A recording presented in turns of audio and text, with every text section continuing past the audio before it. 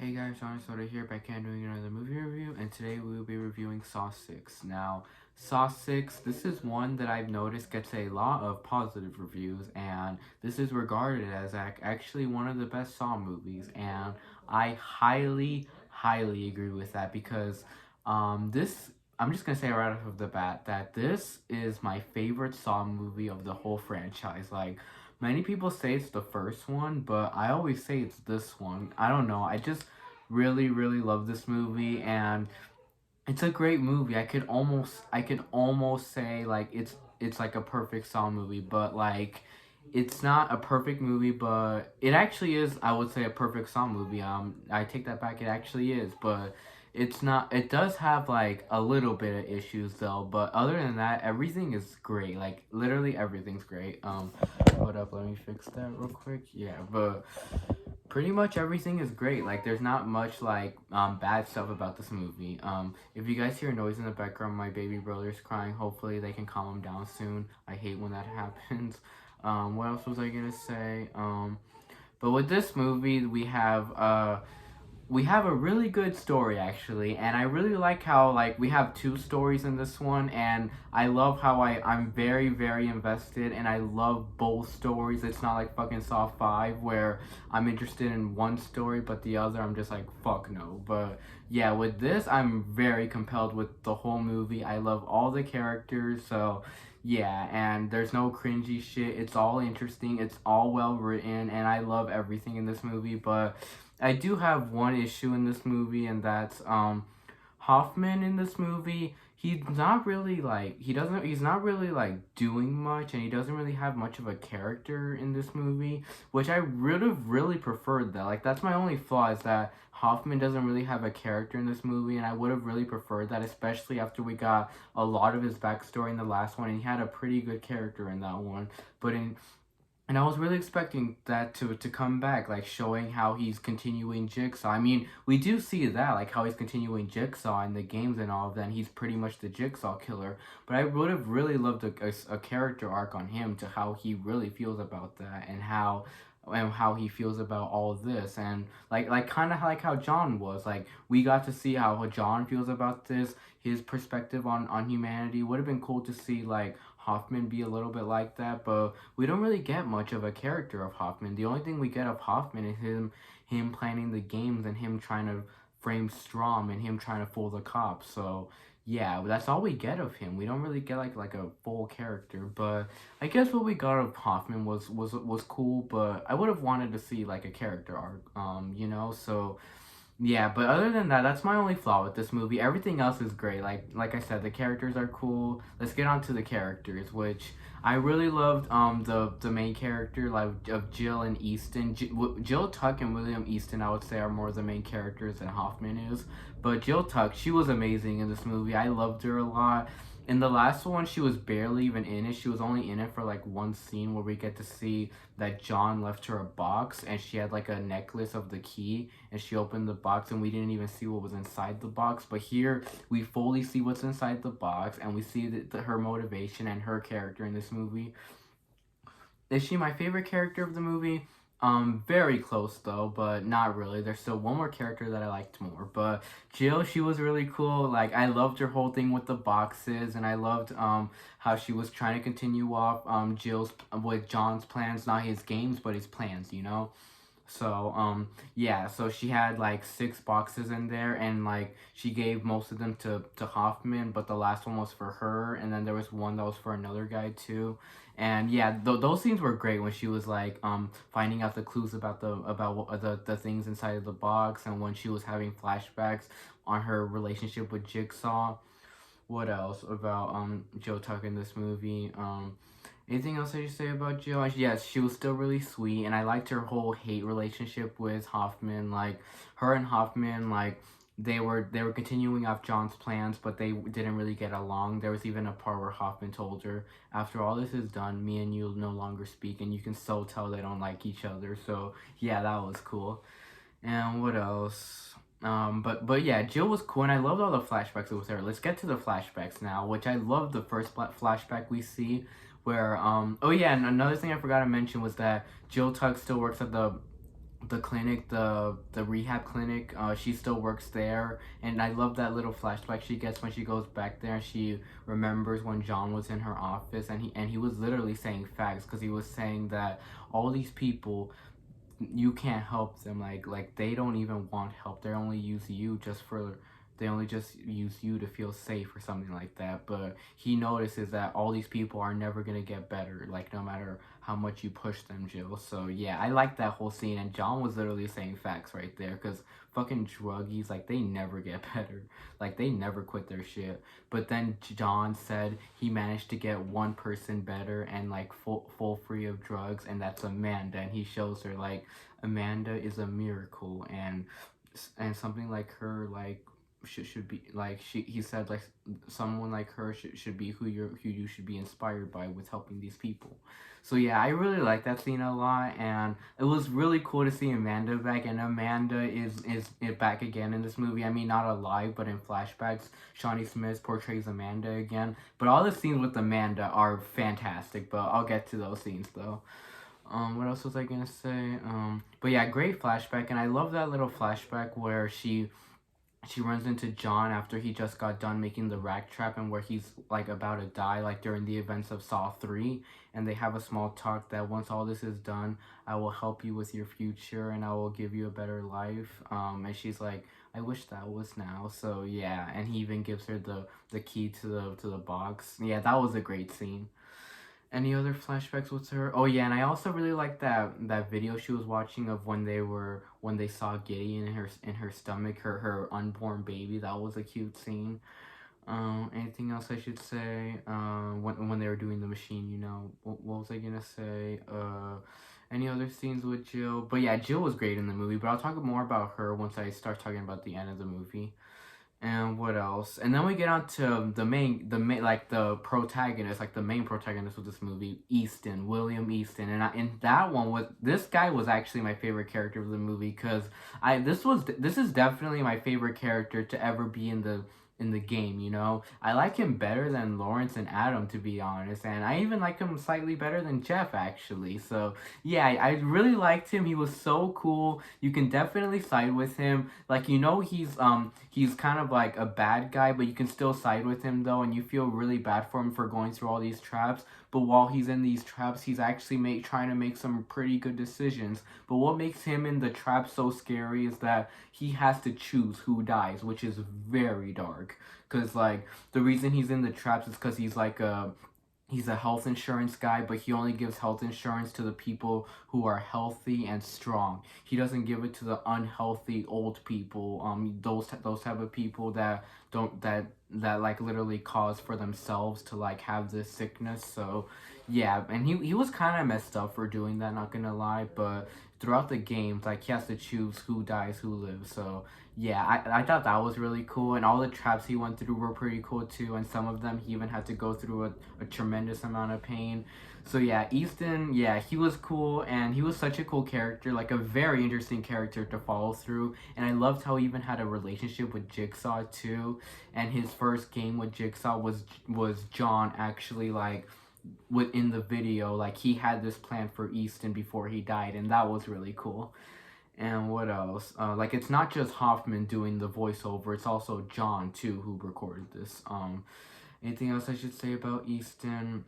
Let's talk about all the traps he goes through, which I really like the first trap he went through, where it was the breathing trap. That was a pretty cool trap, but it was messed up how that there was only like one guy supposed to live, him or like this one guy who had like a lung disease because he was smoking too much.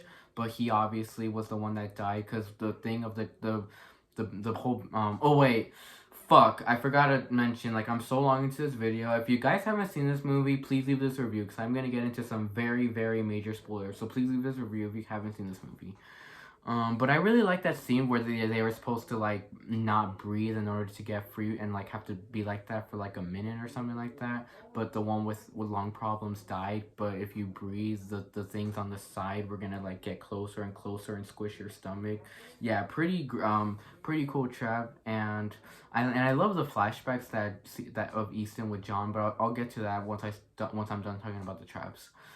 And what else? I like that trap too, where the two people were hanging. It was an old lady and some young man, and like he was supposed to like hold with his arms like these switches that kept like going far like back and back, and it was making him like lose his like like his like like he's stretching, and like when they keep going back, like he can't even hold it anymore.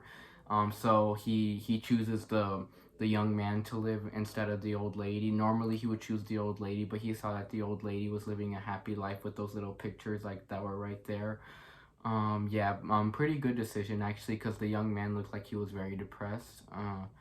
Anything else I should say? And then I really like that other trap he went through too, where there was this girl in a furnace, like it was like this big like cage furnace, and she was trying to crawl out of the cage, and like William Easton had to pull the switch in order for the flames to like disappear, for her to like keep going through the little tunnel.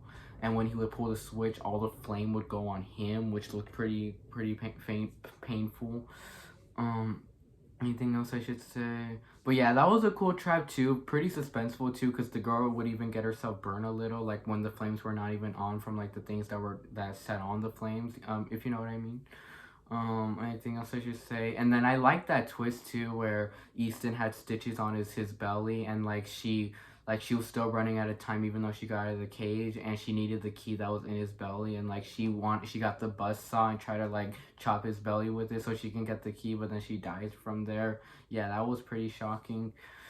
Any other traps I should say in this movie? And then this movie even has my favorite trap of all time, like my favorite Jigsaw trap, and that's the carousel trap. Legendary trap. I love that trap so much. Like, very cool trap, very clever, very interesting. I loved it so much, where there are like 5 or 6 people on the carousel, and it keeps spinning and spinning, and everyone there has to die, and only 2 people deserve to live. So Easton has to choose the 2 people that live.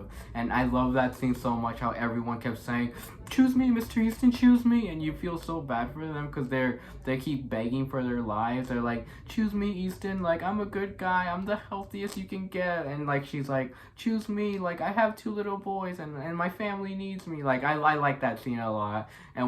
And then Easton had to press these buttons to like make the shotgun go up and like pull the trigger from there. But when he pulled the buttons, like there was like a spike or something that would go through his hand, which looked pretty painful.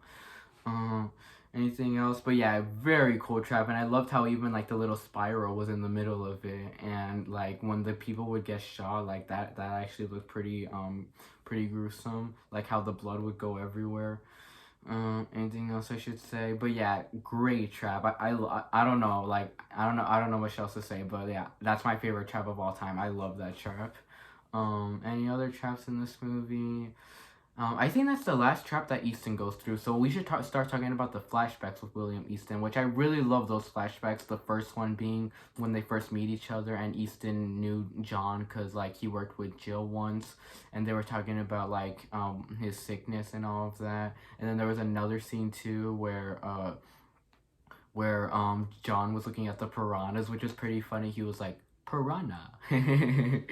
Yeah, and then like they were talking about how Easton is not giving him health insurance because he's already old, and like he's pretty much just gonna die anyway, so there's no point to like give him health insurance for the tumor he has, which was pretty messed up actually. So yeah, he didn't even give health insurance to John, like mostly, so that's like the main reason like he's there, because he didn't even help John.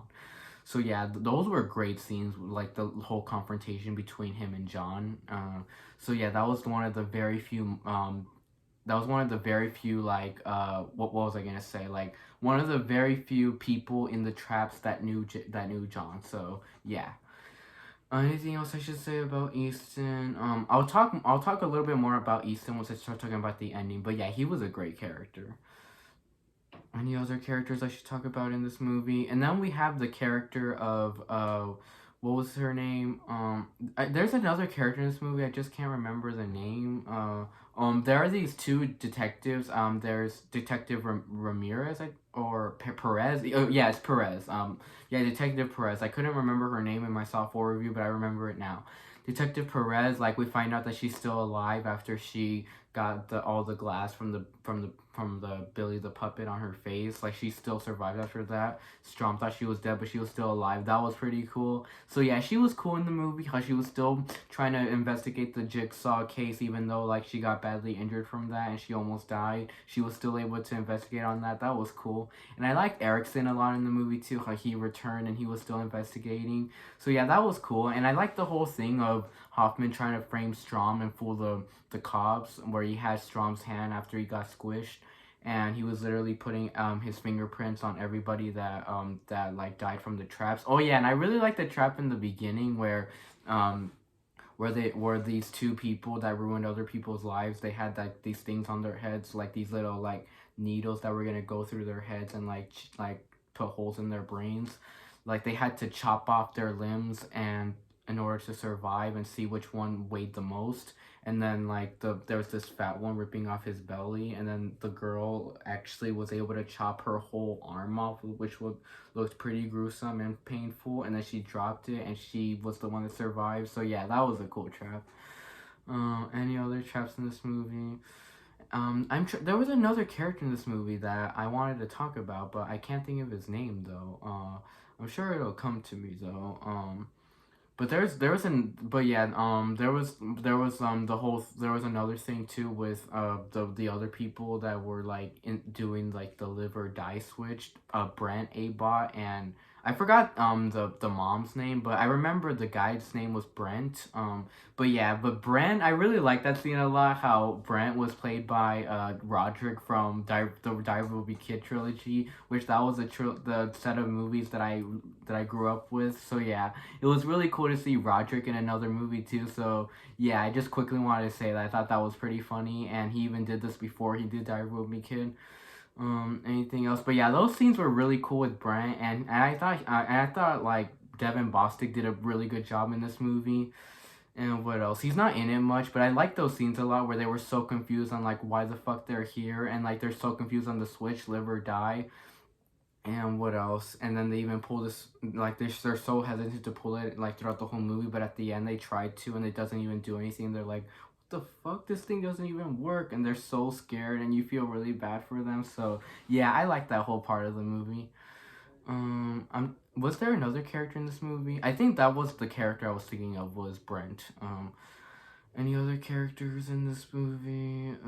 Oh yeah, and then there's Pamela, who was William Easton's sister. I really liked her too. How she was like, she was not investigating, but she was like a journalist, and she was like studying off Jigsaw and writing a book about him, and she would write magazines about him. I thought she was pretty cool. We saw her a little bit in the last one, but I thought she was cool in this one. How she was like another person like that was trapped too with Brent and all of them. She wasn't in the same room, but she was like in like like, like they were in a cage, so she was like in a cage just like that. Anything else I should say? But yeah, I thought she was cool, and the fact that in the end you start to feel really bad for her, but I'll get to that though. I'm trying to think if there's any other characters. I know there's Hoffman, but I already talked about him in the beginning. Anything else I should say? I think that should be it, but this movie definitely has a good pace to it too. Like, this movie goes by really fast, and like it's very easy to follow throughout the whole movie. Like, it's not messy. There's not the thing where there's not much happening like in the last one. This like has a really good decent amount of things happening, and it's really easy to follow. Any other things in this movie that I liked? Is there anything else I should talk about? I don't think there's anything else to talk about. So now let's talk about. Oh wait. Before we talk about the ending, I real quick want to talk about the stuff with Amanda. I think that was the character I was thinking about. Amanda was really cool in this movie. How we got to see her relationship with Hoffman. We never got to see that in the other movies, but I thought that was really cool to see how she planned the rack with Hoffman, and like she even mocked Hoffman in that scene. She was like you like I'm not going anywhere, or something like that. She was telling him like I'm not going anywhere, and he was like, is that so? He knew she was gonna die, so that was pretty cool. Anything else? Yeah, it was just cool to see like the two apprentices like interact with each other. Anything else I should say? And she was like being so caring to John too. And then yes, there's that whole twist where she was dating Cecil from Saw 4, the one that killed Jigsaw's unborn baby. Yeah, that was a very unexpected twist. I was not expecting her to be with Cecil. How she was with Cecil the night that he killed the baby because it was her idea to steal the drugs that he was trying to steal, and like that's when he like smashed her babies with the door. And then there was the saying of Hoffman, like the letter she got in Saw 3 that was never explained until this movie, where she was crying because the letter said, "Hello Amanda, you were with Cecil the night Jill lost her baby. So if you don't kill Lynn Denlin, I will tell John what, like, all about you and like all about that night." And yeah, that was a very unexpected twist, and that's why she wanted to kill Lynn Denlin in Saw 3. So it was really cool to like get Saw 3 explained too. So yeah, that was a great twist. I love that twist so much.